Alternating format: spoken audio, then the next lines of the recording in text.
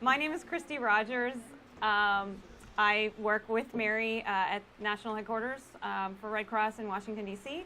And I'm currently oversee the disaster mental health program for the organization. Most recently, I guess I oversaw mental health and our disaster health services. We have one, so just to put this in context, there is 1 1/4 people in the organization who are paid to oversee disaster mental health, and there is 1 1/4 people at Red Cross who are paid to oversee our disaster health services. There is 1/4 person who is paid to oversee our disaster spiritual care services. Okay?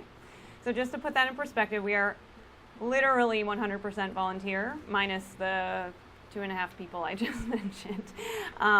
So just to put that in context, that really just speaks to the work we do. I know that you all are similarly structured, so you can appreciate that, but a lot of people don't realize that. They see the Red Cross and they think, oh my gosh, there's so many of them. Well, yeah, there are so many of them, but they all come when they want to come, like you all. And that's just an important piece, right, to the work that we do. And that's not just for health and mental health either. I mean, that's health, mental health, and spiritual care. That's true of all of the services that we provide. Okay, so question, are any of you mental health professionals? You're DMH, yeah. Any 2 of you are disaster mental health? Okay. Mental health professional. And you were shy, you were like, yes, no, yes. Yeah, okay, great. Just checking. And disaster health services, I know 1 over here. Anybody else? Okay, and any official disaster spiritual care with Red Cross in here? Okay. So I have been asked to give an overview of disaster mental health and disaster spiritual care within the Red Cross context, and then to tie in some of the government partner stuff from my vantage point and my experience. Sorry. But I'm going to leave a lot of time for questions, so you guys can shape whatever you want to talk about. Is it enter or? I was just doing the arrow right just there. Arrow, okay, got it. All right, so you all probably know this many times over, but just a little intro to why we need to have something called disaster mental health. So we know the psychological impacts of disaster are big. We also know that they vary. Everybody responds differently, dependent on individual factors, how old someone is, the culture that they come from, how highly were they previously functioning before the disaster, what level of stress are they under when the disaster happens, outside of the disaster, all of the above. Socioeconomic status, social supports, all of the above. And we know that the psychological impacts of disaster affect human beings on all levels. They affect us emotionally, cognitively, how well we think, whether we can concentrate. Physically, we can be sick, we can not sleep, right? Behaviorally, we can act not, I was going to say crazy, but I can't say that. Mental health professional, sorry. Small c, crazy. Anyway. And spiritually, right? People can have both crises of their own faith, as well as often a strengthening of their faith or their reliance on their spirituality. So none of that's new to you. Just giving you a quick update. So some stats here.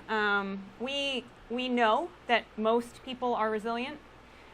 Kids and adults, most people will naturally return to their pre-disaster functioning level, whether anybody intervenes with them or not. So the most common outcome is that. For instance, and forgive me, some of this research was done before I worked in disaster, so I can't quote who are they measuring when they say 50% of the population are resilient. But I'm sure a lot of you know people who were impacted by 9/11, and most of those people are able to live and work and continue to have family lives in the way that they did before 9/11 happened. Did it change us? Absolutely. for some people much more negatively than others. So that's what I mean by pre-disaster functioning, right? You're still functioning in the world, although your world is different, right? So while most are resilient, there's still a pretty high number. 30 to 40% of direct people impacted by disaster will experience one or more disorders. And those disorders typically fall into PTSD, depression, or anxiety. And those are diagnosable conditions. Of course, we know kids have a high risk. They are particularly vulnerable, which is why the work you do is so important. So when I say people directly impacted by disaster, we're talking people whose homes were damaged, people who lost a loved one, people who lived in the community and saw the tornado go by, directly impacted. Even someone who lives across the country somewhere else, but their loved one is in that disaster. Those are all direct impacts, right? However, 5 to 10% of people in the community at large will also be impacted. So they don't necessarily know anybody, but they are watching it on the news, and they, have to drive by some of the destruction, or, they're going to they're seeing a vigil, something like that, right, after a disaster. So some of those people, 5 to 10% of those people, also will be likely to have diagnosable anxiety, depression, or PTSD. That's pretty significant. And of course, we know responders are at high risk. This one is another statistic I'm not going to be able to quote where it came from, because some people would argue this is a lot higher. And I think it just depends on what are you calling a first responder when you do that kind of research. But we all know that first responders have significantly higher risk of having that anxiety, depression, and PTSD outcome. One of the assumptions, while disaster research is incredibly difficult, one of the assumptions that we make is that early intervention makes a difference, right? So connecting people to resources early can make a difference. Helping people, connect with their loved ones they might be separated with early makes a difference, right? Being separated from your parents for 7 months, have a feeling that person's going to have a little bit of a harder time getting back to normal than if they had been able to be reconnected within the first 24 hours, right? We know that, okay? So early intervention matters. It decreases risk. And intervention can look like a lot of things. It can look like what we just said, reunification. It can look like the work you all do with kids. It can look like the work you do to support parents by giving them time and just the ability to focus on what they need to focus on. It can be disaster mental health. It can be disaster spiritual care. It can be disaster health services. These are basically the steps that, as a human being with empathy and compassion, you would probably be doing anyway. It just kind of helps confirm or affirm for you that you're doing a good thing, right? So these are, we want to make a connection with someone. That can be water, that can be a handshake, that can be a pat on the back if it's welcome, whatever. You're helping people be safe, being kind, calm, and compassionate. You're meeting basic needs, listening, encouraging good coping, providing psychoeducation. So there's psychological first aid, or all these same steps, and anybody can provide them. We say that disaster mental health professionals, they provide enhanced psychological first aid. Now, what all that means is that they have clinical skills and training, that they use the lens of their clinical skills and training to provide these things. So it's likely that a mental health professional who's providing psychoeducation is going to feel a little bit more comfortable diving into some real hearty psychoeducation than someone who isn't a mental health professional, right? So that's the distinction we make. But just know that we're not other than a couple caveats, we're pretty much relying on our clinical skills to provide these basic things. Okay, we're not doing therapy. We'll go into it in a minute about what we don't do. So also part of promoting resilience and coping, is element 2. So also part of enhanced psychological first aid, along with enhanced psychological first aid, like I said, we're providing psychoeducation. I tend to rely on psychoeducation for kids, like primarily. I mean, you guys know parents. It's easier for parents to hear information about helping their child often than it can be about helping themselves, right? So, but a lot of the time the information's not that different. So,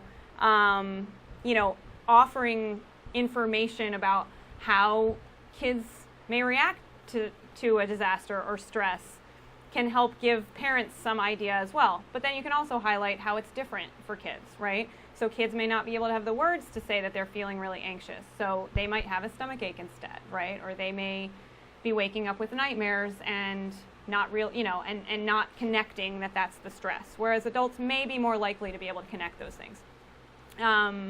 So these are a couple of other ways that we promote resilience and coping. We do a lot of trainings like this. And we train a lot of mental health professionals who aren't Red Crossers to be able to do some of the same things. Okay, and then basically this is the third element.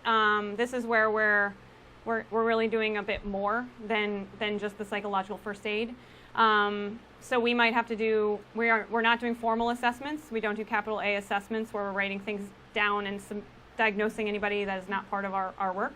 But we may need to do an informal secondary assessment of someone so that we can make a determination about whether we need to make a referral to a mobile crisis unit, whether we need to be in contact with someone's caseworker, right? Those kinds of things.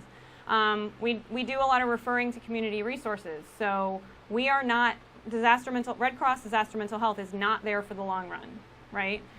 We can support people in the immediate. We can connect people to resources. And that's a lot of what we do. So if someone, I've heard this so many times, I feel like I'm going crazy, I've never experienced this before. Okay, you're not going crazy. Let's get that normalcy in there first. But, a lot of the anxiety is around, like, what if I'm going crazy and I'm going to have to be in a hospital for the rest of my life, right? And I've definitely had that conversation with multiple people.